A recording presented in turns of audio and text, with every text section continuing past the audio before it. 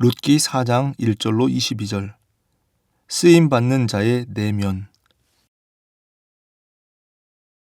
보아스가 성문으로 올라가서 거기 앉아 있더니 마침 보아스가 말하던 기업 물을 자가 지나가는지라. 보아스가 그에게 이르되 아무개여, 이리로 와서 앉으라. 하니 그가 와서 앉음에 보아스가 그 성읍 장로 10명을 청하여 이르되 당신들은 여기 앉으라. 하니 그들이 앉음에 보아스가 그 기업 물을 자에게 이르되 모압 지방에서 돌아온 나오미가 우리 형제 엘리멜렉의 소유지를 팔려 함으로 내가 여기 앉은 이들과 내 백성의 장로들 앞에서 그것을 사라고 내게 말하여 알게 하려 하였노라. 만일 내가 물으려면 물으려니와 만일 내가 물으지 아니하려거든 내게 고하여 알게 하라. 내 다음은 나요, 그 외에는 물을 자가 없느니라. 하니 그가 이르되 내가 물으리라. 하는지라.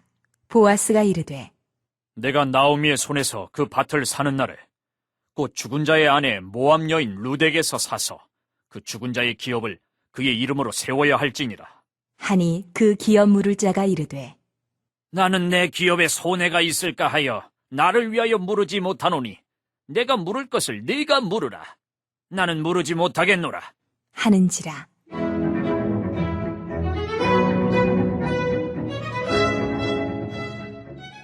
옛적 이스라엘 중에는 모든 것을 물으거나 교환하는 일을 확정하기 위하여 사람이 그의 신을 벗어 그의 이웃에게 주더니 이것이 이스라엘 중에 증명하는 전례가 된지라. 이에 그 기업 물을 자가 보아스에게 이르되 내가 너를 위하여 살아. 하고 그의 신을 벗는지라. 보아스가 장로들과 모든 백성에게 이르되 내가 엘리멜렉과 기련과 말론에게 있던 모든 것을 나오미의 손에서 산 일에 너희가 오늘 증인이 되었고 또 말론의 아내 모압 여인 룻을 사서 나의 아내로 맞이하고 그 죽은 자의 기업을 그의 이름으로 세워 그의 이름이 그의 형제 중과 그곳 성문에서 끊어지지 아니하게 하매 너희가 오늘 증인이 되었느니라.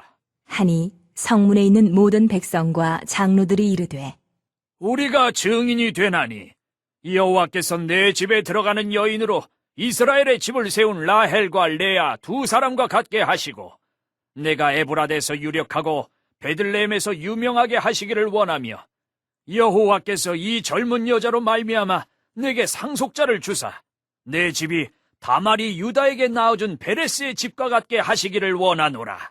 하니라.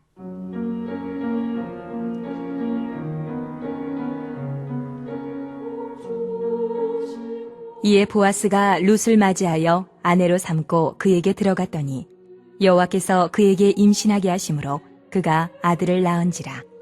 여인들이 나오미에게 이르되 찬송할지로다.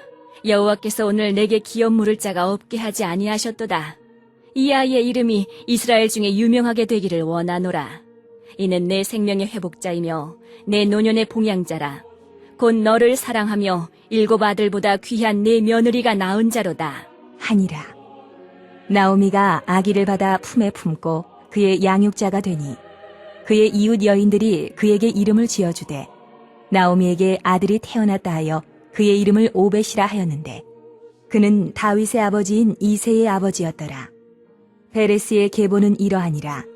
베레스는 헤스론을 낳고 헤스론은 람을 낳았고 람은 암미나답을 낳았고 암미나답은 나손을 낳았고 나손은 살몬을 낳았고 살몬은 보아스를 낳았고 보아스는 오벳을 낳았고 오벳은 이새를 낳고 이새는 다윗을 낳았더라.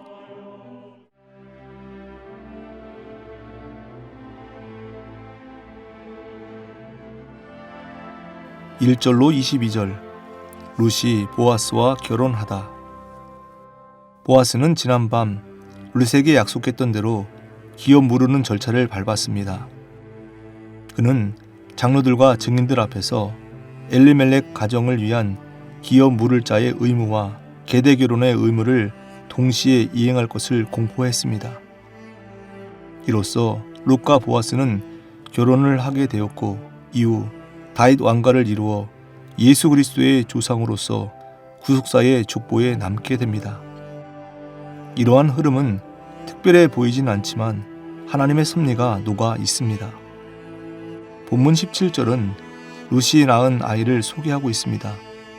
이웃 여인들이 이름을 지어 주었는데 그 이름을 오벳이라고 했습니다. 이 아이는 이새의 아버지이자 다윗의 할아버지입니다. 이는 하나님의 놀라운 섭리입니다. 이방 여인이었던 루시, 예수 그리스도의 조상이 되었기 때문입니다.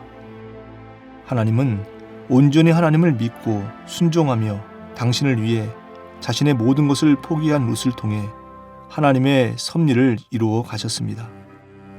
비록 룻이 이방인이자 과부로서 보잘것없는 인생이었지만 하나님은 그녀의 보잘것없는 삶을 보신 것이 아니라 그녀의 믿음과 순종, 하나님을 향한 마음을 보시어 그녀를 사용하신 것입니다.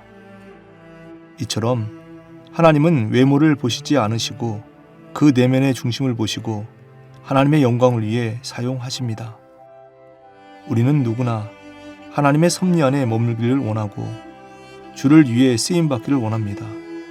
그래서 우리는 하나님으로부터 쓰임받기 위해 수많은 노력을 합니다. 그러나 정작 우리의 내면을 돌아보지 못할 때가 많습니다. 우리가 가진 것이 많고 능력과 재능이 많아야 하나님께서 쓰시기에 편하다고 생각하기 때문입니다. 그런데 사실 하나님은 우리를 통하지 않으셔도 충분히 당신의 일을 이루실 수 있습니다.